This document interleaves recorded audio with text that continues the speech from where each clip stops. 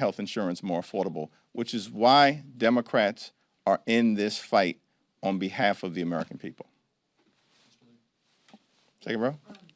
Leader Jeffries, what do you make of Speaker Johnson canceling House sessions this week, and when will you call for when do you think he'll call for the House to return? House Democrats were here last week. House Democrats are here this week. House Democrats will be here next week.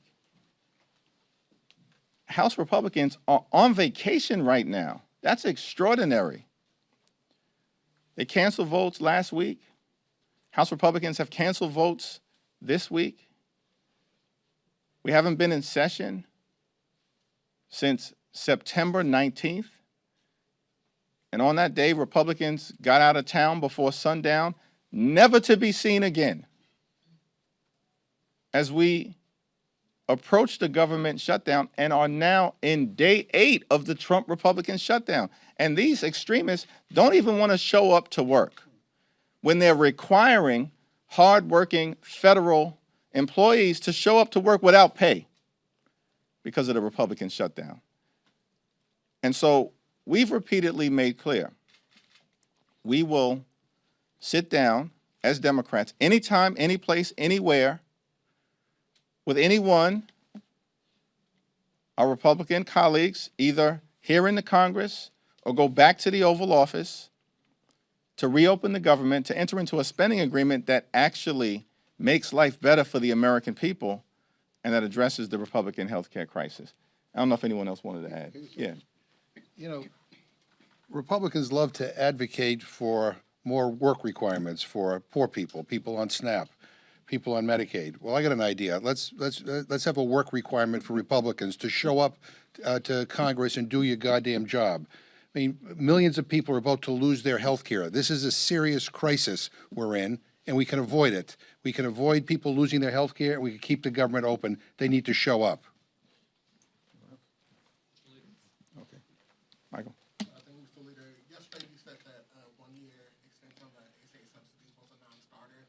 James Shaheen said that, told me that red line was not helpful to the conversations that she's having in the Senate with her colleagues on both sides of the aisle. Leader Schumer said this morning that he didn't want to negotiate in public and declined to go as far as you did yesterday. Are you still consistent with red line being no to a 1-year extension, or kind of where are you at today on that? Yes, if anything is presented to us, of course, the caucus will consider it in good faith. But at the moment, here's where we stand. Republicans enacted massive tax breaks for their billionaire donors as part of the One Big Ugly Bill. And they made those tax breaks permanent, while at the same time ripping Medicaid away from 14 million Americans and stealing food from the mouths of hungry children, seniors, and veterans. And then, are we to take the position at this moment in time, in the midst of a Republican healthcare crisis, that we can't provide stability and certainty to working class Americans who rely on the Affordable Care Act tax credits? That's an unreasonable position for anyone in Congress to take at this moment in time, relative to what Republicans have done in ripping health care away from tens of millions of Americans. Our position that has been articulated in a bill that was introduced by Senator Patty Murray and Congresswoman Rosa DeLauro is a permanent extension of the Affordable Care Act tax credits to match the permanent extension that Republicans on their own saw fit to do for the wealthy, the well-off, and the well-connected as part of the Republican continuing effort to subsidize the lifestyles of the rich and shameless. Now, at the end of the day, the caucus, in good faith, will evaluate anything presented from the Senate. But in our view, as it relates to the Affordable Care Act tax credits and any other effort to address the Republican health care crisis, it has to be meaningful. It has to be meaningful in terms of making a difference in the lives of the American people. Do you maintain that there's no daylight between you and Senate Democrats? Yes. Okay. Back. Thank you, Mr. Leader. You know, there's been a lot of question about whether there should be vote on paying the military during this shutdown. I know some of your members penned a letter to the speaker asking him to call the House back on it. Today the speaker said unlikely because basically the House had the opportunity to have that vote. Do you believe there should be a standalone vote on military pay? I believe that we should pay our men and women in uniform, and I support the effort of our members to make sure that that takes place. And shame on the Republicans for remaining on vacation and even refusing to pay our troops because of their continued effort to gut the health care of the American people, which they're putting above even the men and women of the U.S. military. I don't know if Catherine, Ted, you want to address this? Go ahead, Ted. Go ahead, Ted. Having served on active duty in the U.S. military, it is insane not to pay our troops. Some of them are in high-risk missions, and you want them thinking about whether they can get paid, whether they can care for their family. You don't want them focused on that. You want them focused on our national security, and this is going to affect our national security. House Democrats are here. Republicans are on vacation. They need to come back and work, and we need to pay our troops. I would just add that Mike Johnson sort of doubled down on this and showed their callous disregard for the Americans involved in their shutdown. Because what he said was a vote to give funding to our troops so they don't miss a paycheck while serving our country would be a show vote. A show vote? I can't imagine anything more disrespectful.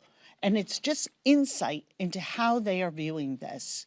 You take the deal we are offering to the American people, and the Republican deal is we take your health care away in order to pay for permanent tax breaks for the very wealthiest people. And if you don't take that deal, we're going to shut down government. And we're not even going to come to work while we are telling hardworking Americans who serve the public, you've got to go to work and not get paid. But us, we'll get paid and not show up for work. That's how little regard they have for the American people and what they're going through. And this entire system and this entire shutdown is based on their allegiance to the very wealthy. And American families are not making it. And every day they make life harder and more expensive. And you can see it in the way they toss aside payment to the troops as a political stunt, some sort of show vote. This is something that we have come together in a bipartisan way at the beginning of every shutdown and voted to do. That is what we do when we are in these terrible situations of a government shutdown. And the fact that they don't do it tells you exactly how they regard our troops and the American people. Ted. Will you call Speaker Johnson and implore him to swear in Adelita? We have made clear privately and publicly that Representative Adelita Grijalva should be sworn in immediately, without delay. Mike Johnson swore in 2 Republican members of Congress immediately after their April 1st special elections were concluded during a pro forma session when no one else was even around. And that was done by Republicans because they wanted to jam their one big ugly bill down the throats of the American people so they could rip away health care, steal food from children, and enact massive tax breaks for their billionaire donors. Republicans acted with great urgency to swear in 2 right-wing members of Congress to do in the American people in order to reward the wealthy, the well-off, and well-connected. But now, at this moment, Representative-elect Adelita Grijalva, who won by much wider margins than those 2 Republican members, there is no dispute or controversy relative to her election. And so many of us are asking the question, why the delay, Mike? What's the delay with respect to Representative-elect Adelita Grijalva? Does it have anything to do with Republicans' continuing effort to hide the Epstein files from the American people? Inquiring minds want to know. Thanks. Third row. You? Yeah. Sorry. I got that right? Third row. All right. This is actually for Whip Clark Okay. to address this, and Yeah. Leader Jeffries, feel free to as well. Just curious what steps you're taking right now to make sure that back pay for federal furloughed workers is guaranteed under the 2019 law. We have already taken the steps necessary because, as you pointed out, that is the law that Speaker Johnson voted for.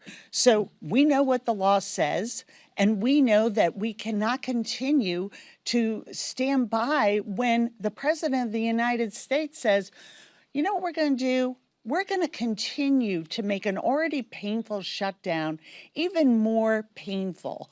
You know, sort of on the theory that, you know, until morale improves, the beatings will continue on the American people.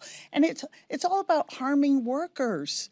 So, and now he's saying, well, maybe it won't withhold the pay for people who are working without pay for everybody, just those non-deserving workers. Mike Johnson knows the law. Donald Trump knows the law. The workers deserve pay. And that's full stop. That is something we voted on in the first Trump administration. He signed that law. So this isn't up for some sort of legal interpretation. That is the law. But that seems to be very out of vogue with this version of the Republican Party. But the law is clear, and we are going to stand here for workers who are being put in the position of having to show up for their jobs and do their work without pay or be sent home and furloughed, and hope that the Republicans come back to Washington and end their shutdown and get people back to work. I want to give Nanette Barragan an opportunity to respond to the Representative-elect Adelita Grijalva situation. Nanette, of course, is the immediate past chair of the Congressional Hispanic Caucus. Well, thank you. I want to echo the leader's remarks and say, look, the Congressional Hispanic Caucus is at the largest it's been. You're going to add a new member.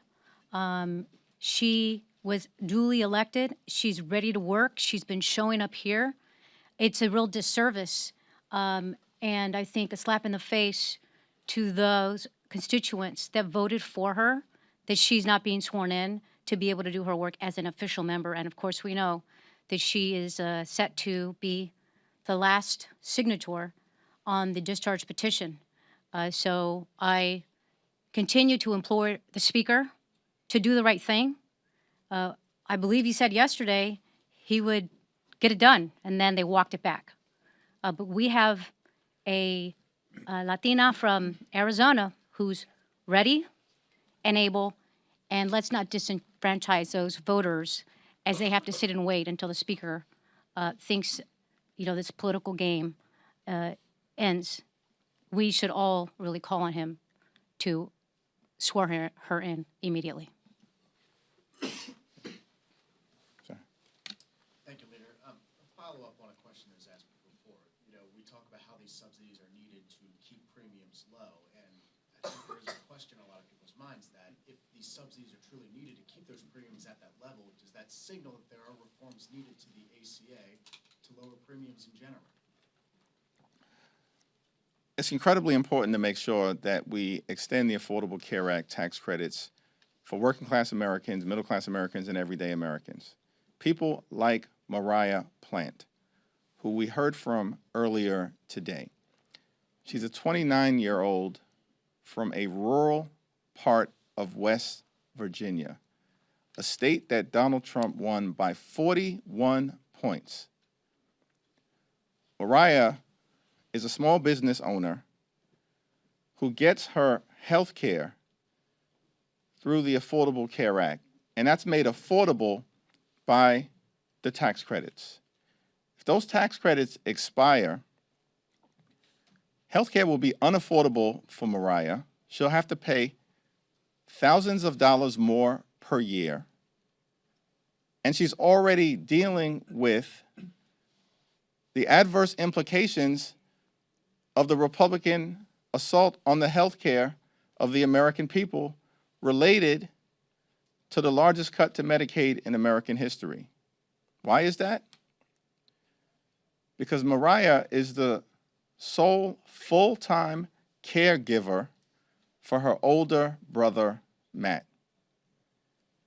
And Matt is legally blind, and Matt is someone who is entirely nonverbal, and Matt is someone who requires full-time care. And because of Medicaid as it currently exists, Matt is able to be cared for at home in a loving environment. But now that's threatened by the Republican assault on Medicaid. You know what's also threatened for Mariah and Matt? The fact that their rural hospital may close because of the Republican assault on the health care of the American people. And then on top of that, Mariah may not even be able to go see a doctor herself because of the Republican refusal to extend the Affordable Care Act tax credits. That's why Democrats are in this fight. It's not a political struggle, it's personal for the American people. And just like we're telling Mariah's story, elevating it, as she did earlier today at our hearing, so courageously and authentically on behalf of everyone else in West Virginia and throughout the country, we're asking the American people to share their stories with all of us about the hardship that you're facing as a result of the Republican healthcare crisis and the need for something to be done about it right now. I want to give Stephen Horsford an opportunity to say anything, and Susan Del Bene. Well, thank you, Mr. Leader. I will just add, as a member of the Ways and Means Committee and Subcommittee on Healthcare, these enhanced premium tax credits, one, are supported by 78% of Americans, and they understand the impact of those tax credits to their ability to afford health care. And just like Republicans made a priority to pass massive tax breaks for the very wealthy, Democrats made it a priority to give tax relief to middle-class families so that they could afford health care. We're using the tax code to help middle-class families afford health care, not the ultra-rich get another tax break for a yacht or whatever else they're buying. This is a matter of life and death, and it's a matter of clear priority by the House Democratic Caucus, led by Leader Jeffries and Whip Clark and the rest of our leadership team. And it is personal, because not only are our constituents dealing with this issue, but members of Congress are dealing with these critical issues. And we will make sure that we continue to defend every person's right to health care. It is an economic imperative, and it's a human right. You know what happens when more people have health care coverage? People are healthier, and we save money. I think it's really important to think about the fact that when we have these tax credits in place, that actually saves us money. Cutting the tax credits means more and more people aren't going to have health care, more and more people going to the ER, more and more uncompensated care that others have to pick up the cost for, raising prices on everyone, not just folks on the exchange, raising prices on everyone. Our healthcare system is challenged. We see more rural hospitals, more services in hospitals closed, more folks, more staff being let go. It's a spiral. So not only because of the incredible stories like Mariah that the leader was just talking about, but also from a fiscal standpoint, it's the right thing to do. It helps our communities. More people have coverage. It's more fiscally responsible. And yet Republicans are still on vacation and have no plan on how to continue going forward. I just want to say, look, I sit on Energy and Commerce. I sit on the committee that does everything on healthcare.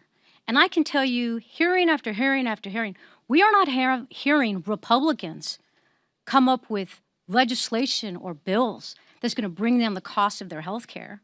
On the contrary, everything that's being done is raising cost. So the party in power right now, the Republican Party, who controls what the hearings are not having hearings on how to lower the cost of health care or premiums. Look, we want to make sure health care is accessible to everybody, whether you're a Democrat, or you're a Republican or independent in rural America, in small towns, in cities like mine. This is about health care. This is about getting everybody access to health care. And I can tell you that we do not have those hearings. The party in charge has not expressed an interest in committee on having hearings on how to bring the cost down. So Democrats are fighting to do just that. Thank you, Mr. Leader. We've talked a lot about the countless Americans who are going to lose their paychecks in a prolonged shutdown. We've also seen lawmakers from both chambers and both sides of the aisle say that they will forfeit their checks to stand in solidarity with those Americans. Are you or any members of your leadership team planning on doing the same thing?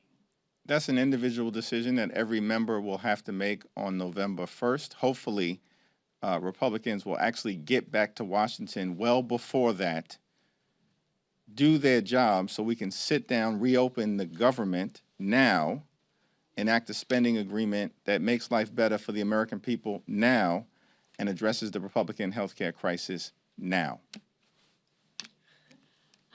Have you heard from the White House at all since your meeting with the president? And do you think that he ultimately needs to engage in order to have the Republicans perhaps take up health care as well?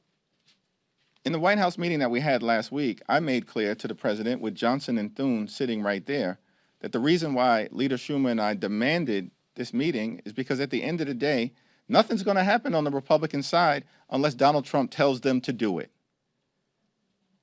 The Republicans here in Congress have long ago abandoned the notion that they're part of a separate and co-equal branch of government. They don't see their jobs that way. They function like functionaries, like wholly owned subsidiaries of the Trump administration. And all they've done all year, these Republicans here in Capitol Hill, is to rubber stamp Donald Trump's extreme agenda. That's raising costs on the American people and ripping health care away from them at the same time. If we're going to get a resolution here, we need presidential leadership. That's what Donald Trump himself said 12 years ago in 2013. If a shutdown happens, the buck stops with the president. This is now the second time that the government has been shut down under Donald Trump, and he's in the Presidential Witness Protection Program. He's nowhere to be found. He's got time to be on the golf course, but apparently he doesn't have time to sit down with Democrats in the House and the Senate to reopen the government. Thank you, everyone. Two-game series now. I told you what was going to happen yesterday. Go Mariners! They like talking about America. Yes, sir. Have a good one. John,